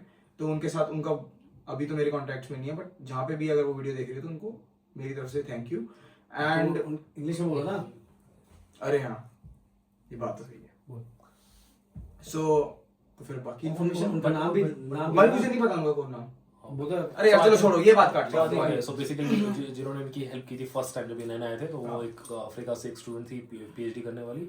कोई कंट्री याद है उनको, कौन सी कंट्री? नहीं मुझे ओके, भाई बेसिकली सामने ऐसे मिले, उन्होंने मेरे को देखा कि भाई इसको हेल्प की जरूरत है, उन्होंने अपनी तरफ से बहुत एफर्ट करे, मुझे बैंक अकाउंट लेके गए, खुलवाया, क्योंकि उस दिन एक्चुअली छुट्टी थी, पता नहीं क्या था, क्योंकि बाकी सारे नहीं छुट्टी नहीं थी, वो लेट हो गए थे उस दिन, तो ये यूनिवर्सिटी के बैंक्स बंद हो जाते हैं। तो वो उसके बाद मुझे सिटी सेंटर के एक बैंक में ले गए, वहां पे उन्होंने मेरा बैंक अकाउंट खुलवाया। उसके बाद मैंने बैंक अकाउंट जैसे ही खोला, उसके बाद मैं रजिस्ट्रेशन करने के लिए गया, सिटी रजिस्ट्रेशन करा मैंने अपना।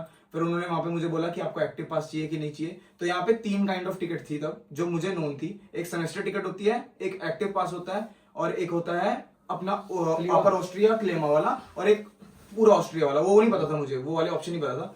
पर जो सेमेस्टर टिकट थी वो सस्ती पड़ रही थी थोड़ी, तो मैंने सेमेस्टर टिकट ले ली थी। ठीक है, सेमेस्टर टिकट लेने के बाद मैंने क्या किया, मैं अपनी सबसे पहले बैंक में मैंने पैसे डिपॉजिट किए।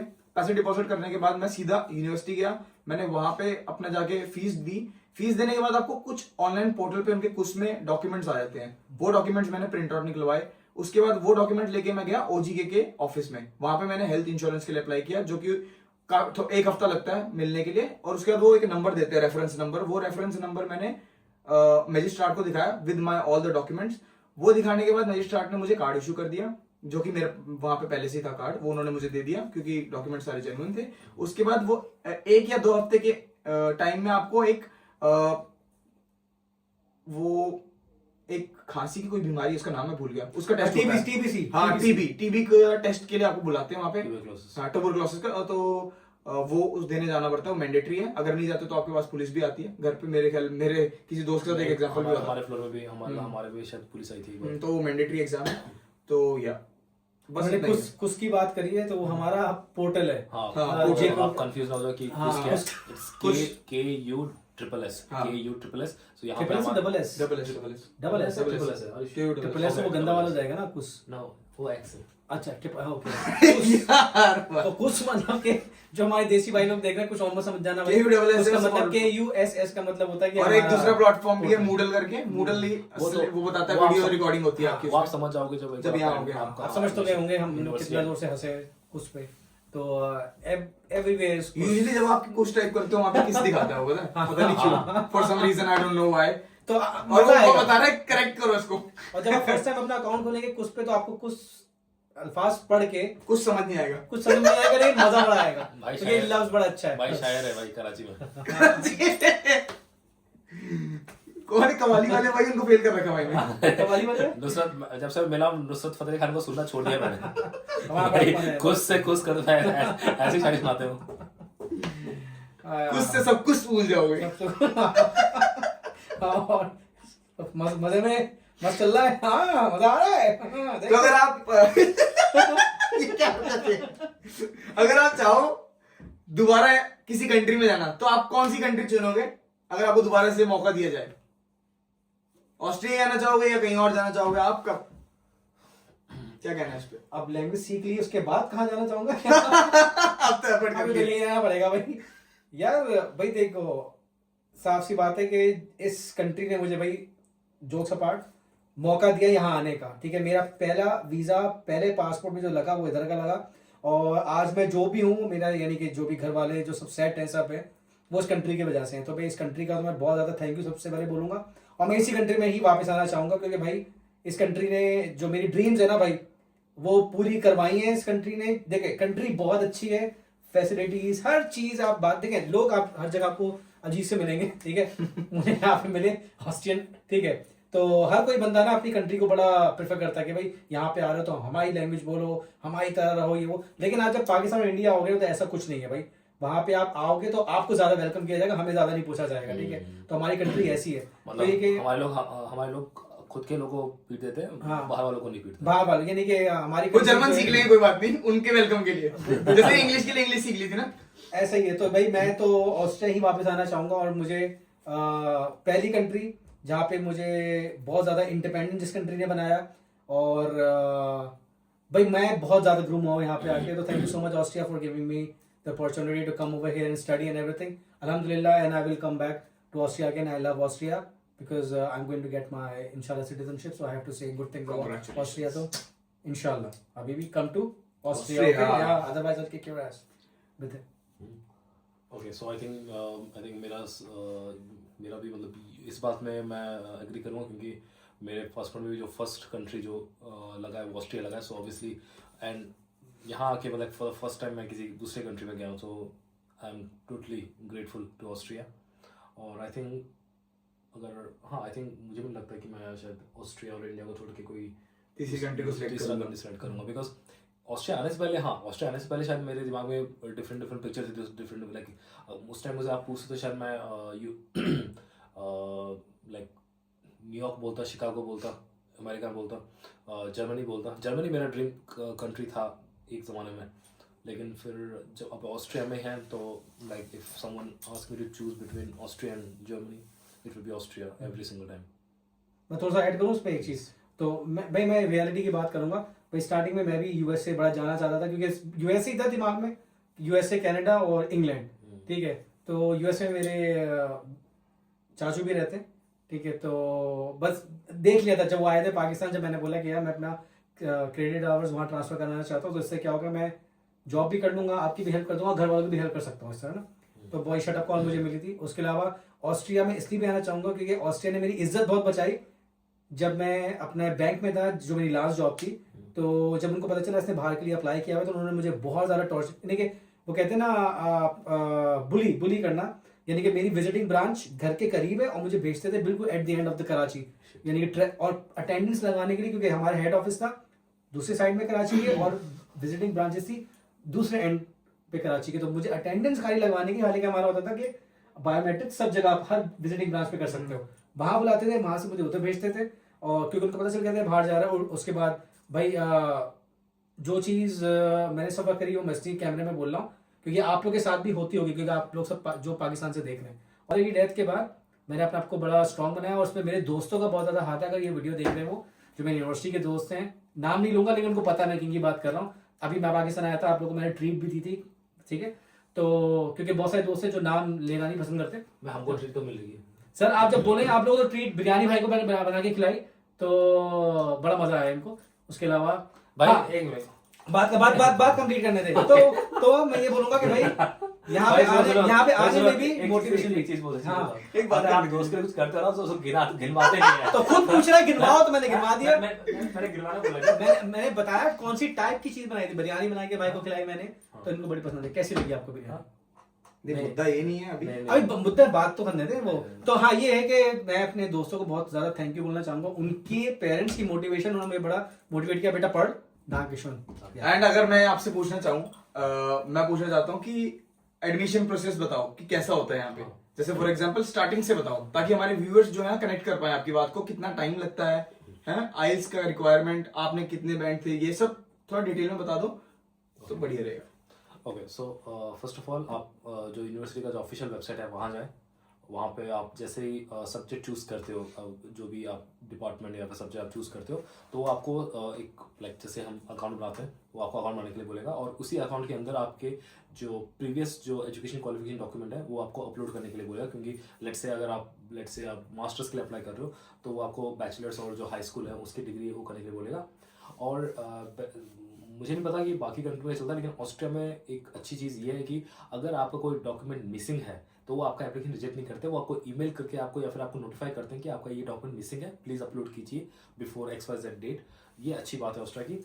उसके बाद जैसे आपको डॉक्यूमेंट सबमिट हो जाता है ना, फिर वो क्या करते हैं कि आपको एक certain period like let's say मेरे केस में तो I think with in 1 month उन्होंने मुझे ईमेल किया था कि आपके जो ओरिजिनल डॉक्यूमेंट्स हैं उसको आप हमको यहाँ पे वेरिफिकेशन के लिए भेजिए, फिजिकल वेरिफिकेशन।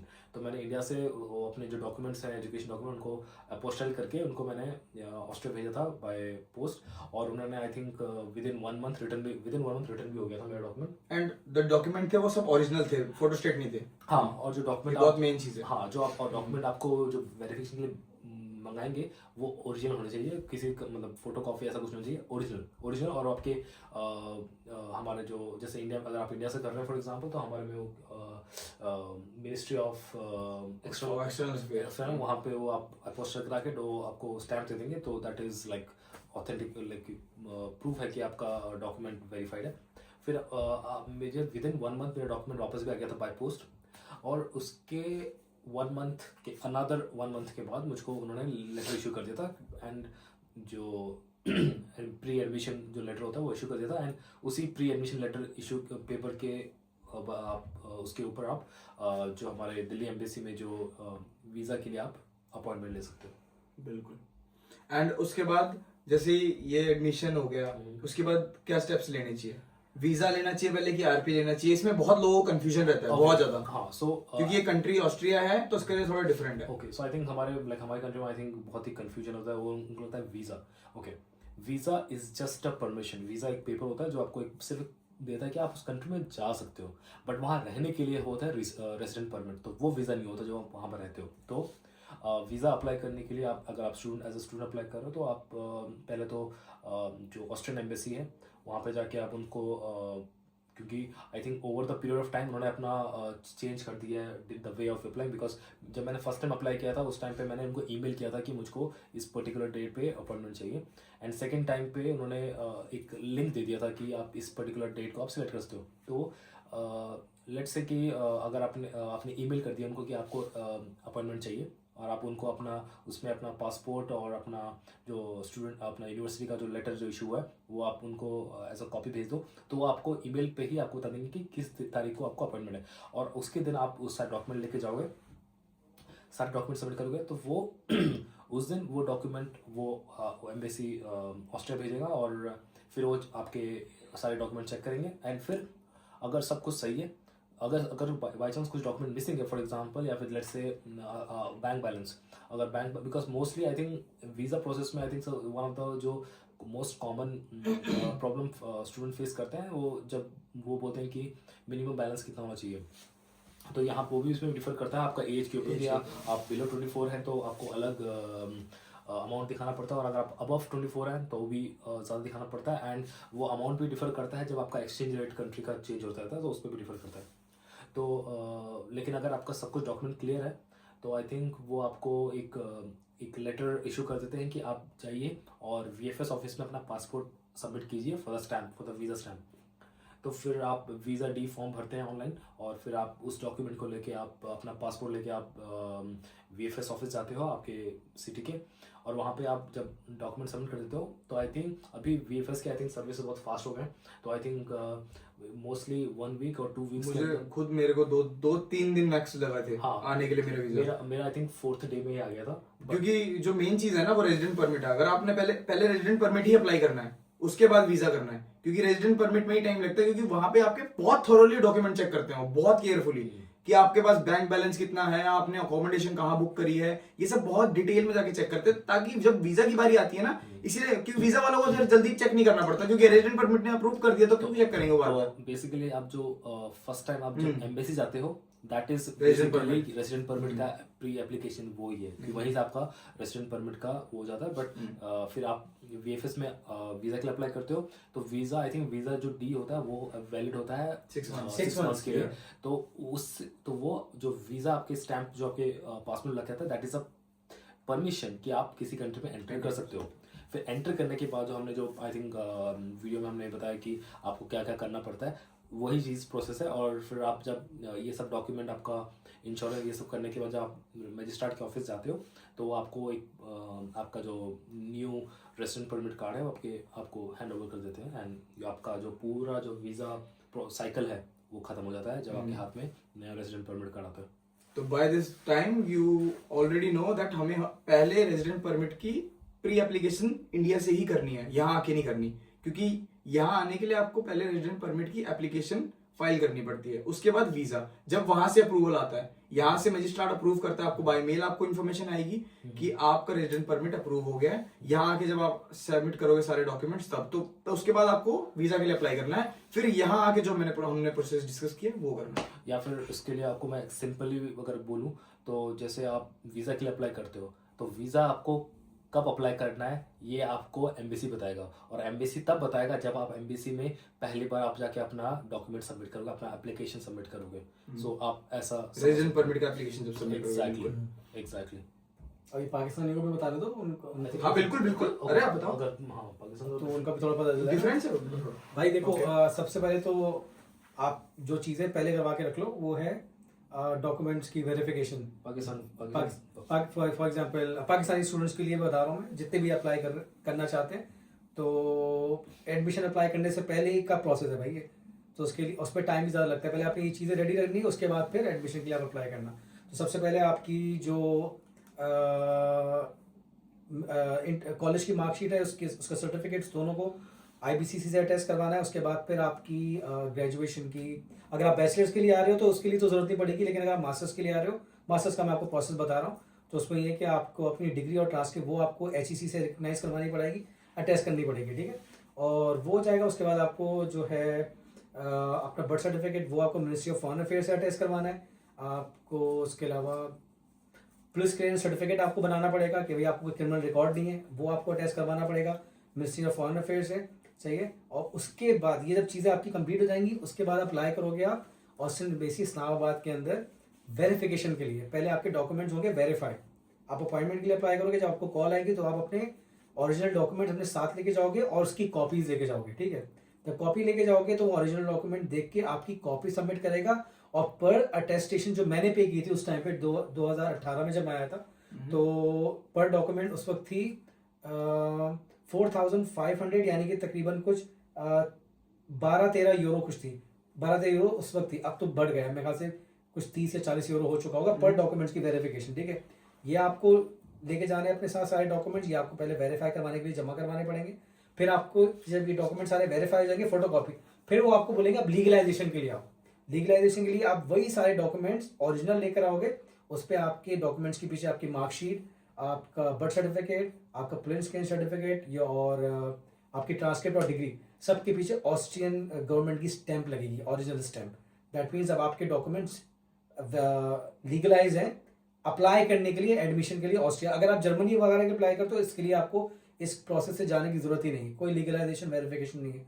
बट ऑस्ट्रिया में ये प्रोसेस आपको 6 से 1 साल भी ले सकता है। मेरा पूरा तकरीबन 1 साल लग गया था वेरिफिकेशन लीगलाइजेशन होने के बाद। फिर मैंने एडमिशन के लिए अप्लाई किया था, उसके बाद फिर आप एलिजिबल होते हो एडमिशन के लिए अप्लाई करने के लिए, क्योंकि एडमिशन के लिए ये आपके ओरिजिनल डॉक्यूमेंट मांगते हैं। वो ओरिजिनल डॉक्यूमेंट सारे आपके ministry of foreign affairs, HEC और ऑस्ट्रियन एम्बेसी इस्लामाबाद से अटेस्ट होने चाहिए, तभी वो आपका प्रोसेस करेंगे आगे एडमिशन, बनना नहीं। तो ये बहुत इंपॉर्टेंट चीज़ है, ये चीज़ें आप पहले करवा के रख लो, उसके बाद फिर एडमिशन के लिए अप्लाई करना। क्योंकि एडमिशन मेरे ख्याल से 90 डेज मैक्सिमम 90 डेज लगते हैं आपको एडमिशन आने में। लेकिन कभी कभार देर भी हो सकती है, क्योंकि ऑस्ट्रियन एम्बेसी इस्लामाबाद कभी कभार बहुत टाइम ले लेती है आपको फर्स्ट अपॉइंटमेंट देने के लिए। फिर जब आपका एडमिशन आ जाएगा उसके बाद फिर आपको रेजिडेंस परमिट के लिए अप्लाई करना पड़ेगा, नॉट वीजा, ठीक है। रेजिडेंस परमिट आप जो एक बहुत बड़ा फॉर्म डी होता है वो फिल करोगे, सारे डॉक्यूमेंटेशन, आपका बैंक स्टेटमेंट और जितने भी डॉक्यूमेंट्स हैं आपके वो सब आपको वहाँ सबमिट करवाने पड़ेंगे, वो आपका इंटरव्यू और मैंने ये वीडियोस में अलग मेंशन भी किया है, तो आप मेरे चैनल पे जाके वीडियोस देख सकते हैं। इसके चैनल पे, तो आपको डिटेल में पता चल जाएगा कौन कौन से डॉक्यूमेंट्स रिक्वायर्ड होते हैं। तो ये सारे डॉक्यूमेंट्स ओरिजिनल आपको उस दिन लेके जाने पड़ेंगे अपने एडमिशन लेटर के साथ, ठीक है। आपका इंटरव्यू होगा, पूछेगा भाई क्यों जाना चाहते हो, किस लिए जाना चाहते हो। तो आपको पॉजिटिव रहना है, आपको बस ये रखना है दिमाग में कि मुझे वापस आना है, उनको ये बताना है कि मैं पढ़ के वापस आ जाऊंगा, सही है, तो ही वीजा मिलेगा। ये मैं अपना बता रहा हूँ, बाकी मुझे किसी का नहीं पता। मोस्टली ये होता है। अच्छा, वो बार बार ये सवाल बार बार पूछेंगे। उसके बाद बैंक स्टेटमेंट आपको दिखानी है अपनी, और उसको प्रूव भी करना है कि ये जो बैंक स्टेटमेंट है, ये पैसे आपके पास आए कहाँ से, उसकी आपके पास एक ITR या और उसके बाद लीगल प्रूफ होना चाहिए कि भाई या तो ये मेरे पेरेंट्स ने दिए हैं, और ये पेरेंट्स के पास पैसे कहाँ से आए, इन्होंने कोई प्रॉपर्टी सेल आउट की, कोई बस ये आपको प्रूफ करना है वहाँ पे। फिर उसके बाद मैक्सिमम आपका 2 महीने तो लगते हैं, कम से कम 2 महीने मुझे लगे थे, ठीक है, 2 नहीं 1 महीना। 1 महीने के बाद मुझे कॉल आ गई थी कि आप अपना पासपोर्ट आके सबमिट कराएं, जिसपे आपको वीजा मिलेगा, जो कि वो भी टेम्परेरी वीजा होता है यहाँ ट्रेवल करने के लिए। आपका आरपी उसी दिन अप्रूव हो चुका होगा आपके पास। जब आप यहाँ पे आओगे ना, आपका जो आरपी कार्ड होगा वो पहले बन चुका जिसपे आप ट्रेवल करोगे पूरे यूरोप में, वो आपका पहले ही बन चुका होगा। उसमें आप डेट देखना, वीजा से पहले की डेट होगी। फॉर एग्जाम्पल मैं यहाँ पे आया, मुझे वीजा मिला था, अप्रूव हुआ था अगस्त में। अगस्त में मेरा, अगस्त से लेके मेरा नवंबर तक वीजा मेरा वैलिड था। जब मैंने यहाँ पे आके आरपी अपना कलेक्ट किया, तो मेरे पास आरपी की डेट उस डेट की थी जिस दिन मैंने अपने डॉक्यूमेंट जिस दिन नोटिफिकेशन आता है ईमेल से। एग्जैक्टली 21 ऑफ जुलाई की उस पे लिखी हुई थी। तो मुझे अच्छा, मैंने बोला कि मुझे आरपी ऑलरेडी मिल चुका था, अब मुझे वीजा मिला। तो ये वीजा जो है सिर्फ आपको यहाँ से वहां भेजेगा, ठीक है। उसके अलावा उस पे आप अपनी स्टडीज या जॉब या कुछ भी नहीं कर सकते। आपको यहाँ पे आके, जैसे विक्रम ने अभी बताया कि आपको मजिस्ट्रेट से सब चीजें रजिस्टर करवाने के बाद, टीबीसी टेस्ट करवाने के बाद अपना वीजा कलेक्ट करना है, अपना इंश्योरेंस अकाउंट खुलवाना है। उसके बाद ही आपका आगे का प्रोसेस होगा, वरना यहाँ पे आपको जॉब भी कोई नहीं देगा अगर आपके पास इंश्योरेंस कार्ड नहीं है, आपके पास आपका आरपी कार्ड नहीं है। तो ये चीज़ें बहुत इंपॉर्टेंट है पाकिस्तानियों के लिए, स्पेशली जो मैंने आपको प्रोसेस बताया। बाकी जो डॉक्यूमेंटेशन की रिक्वायरमेंट है वो आप इसके चैनल पे जाके देख सकते हो, डिटेल में आपको मिल जाएंगी वो। एंड मैं ये बोलना चाहूंगा कि thanks a lot Vikram and Mohammad भाई, शुक्रिया भाई। हराम नेम बोलो ना, सैम। ओके, हराम नेम बोलूं? हाँ, ये है ना, क्योंकि यहाँ पे कि मैं सैम हो गया। थैंक्स भाई विक्की भाई। तो मैं ये भी मेंशन करना चाहूंगा कि मैं इन दोनों भाइयों का कमेंट में और अपना टाइटल में भी चैनल नेम कर दूंगा, क्या बोलते हैं, मेंशन। एंड दोनों ही भाई हमारे यहाँ की कंटेंट बनाते हैं ऑस्ट्रिया के लोकली, और अगर आप डिस्क्राइब करना चाहे तो आप अपने चैनल के बारे में बता सकते हैं। नहीं मतलब कि कैसा ज़्यादा कुछ ऐसे प्रोफेशनल नहीं है मेरा चैनल, मतलब मैं तो वैसे जो मेरी हॉबीज़ हैं, जो भी कुछ बनाता हूँ मैं उससे डाल देता हूँ, ऐसा कुछ है वो नहीं है। लेकिन हाँ, हॉबीज़ अगर आप देखना चाहते हो आप देख सकते हो। और अगर इसमें क्योंकि हमने एडमिशन और यहाँ के तौर तरीके की बात की, अगर जैसे इनकेस आपको और सवाल हो तो आप इसी वीडियो में आप पूछ सकते हो कमेंट में। हाँ, कमेंट में आप जितने सवाल है सब पूछो। और अगर मान लो और भी अगर आपको डिटेल सवाल है तो भाई के चैनल पे जाके भी आप पूछ सकते हो, बिल्कुल रिप्लाई कर। ये जो वीडियो इस वीडियो में भी कर सकते हैं। ये वीडियो आई थिंक मेरे ख्याल से तीनों चैनल में शायद अपलोड होगा। बिल्कुल कर सकते हैं, तीनों में अपलोड कर देंगे, कोई दिक्कत अपलोड करनी है। अच्छा, ओके। तो आप आराम से मतलब बेझिझक जितने भी सवाल हैं पूछे। चैनल का नाम तो बताइए, वो मेंशन कर देंगे ना, मुंह से कुछ बताओ। अच्छा, तो मेरे चैनल का नाम है द स्टोरी टेलर। तो घट क्या स्टोरी बताता है, ये गंदी स्टोरी। तो आप बताए भाई मैं बताता हूँ भाई, स्टोरी टेलर को मैंने भी सब्सक्राइब किया हुआ भाई। बहुत जबरदस्त का कंटेंट, बड़ा सीरियस और बड़ा कड़क किस्म का होता है, एकदम ठा करके रखता है दिमाग पे ना। तो सब्सक्राइब करना है लौंडे का चैनल, सबका चैनल सब्सक्राइब साथ में ग्रो होंगे, साथ में बढ़ेंगे, बढ़िया रहेगा, ठीक है। और उसके अलावा भाई अपने चैनल का नाम है, बताता हूँ भाई, साथ में ग्रो करेंगे। अच्छा, हाँ, भाई के चैनल का नाम है ब्रेक द रूल 360। तो ब्रेक कर दो, 360 दिन ब्रेक करते हैं रूल, 5 दिन चीट डे, 5 दिन चीट डे नो। तो ये अपने चैनल का नाम है। और हमारा जो कंटेंट है भाई वो 360 का मतलब समझ गए होंगे, हम सब बनाते हैं। गंदी वीडियो नहीं बनाते, बाकी सब बनाते हैं। हम रोज भी करते हैं, हम फनी रील्स भी बनाते हैं, ठीक है। व्लॉगिंग भी है, इसके अंदर फिटनेस भी है, और क्या है, और वीडियो शेयर करने से पहले डिलीट कर देते हैं। वीडियो शेयर करने से पहले डिलीट हो जाती है। जहाँ पे विक्रम भाई होते हैं, वीडियो मिली नहीं मेरी आज तक। विक्रम भाई की जहाँ पे परछाई होती है वो चीज डिलीट हो जाती है, ऑटोमेटिक चलती है वो। तो भाई हम तीनों के चैनल को सब्सक्राइब करें, ठीक है, इंसान बन जाए और मजा आएगा। ऑल द बेस्ट आपको सबको, कि आपका प्रोसेस जो है बढ़िया से हो जाए। आप भी आए यहाँ पे पढ़ें, अपनी फैमिली को सपोर्ट करें, ठीक है। और क्या हाल है, कैसे हो, ये मेरे चैनल का वो है। बोलो ना, Intro, बोलो, intro। intro दो।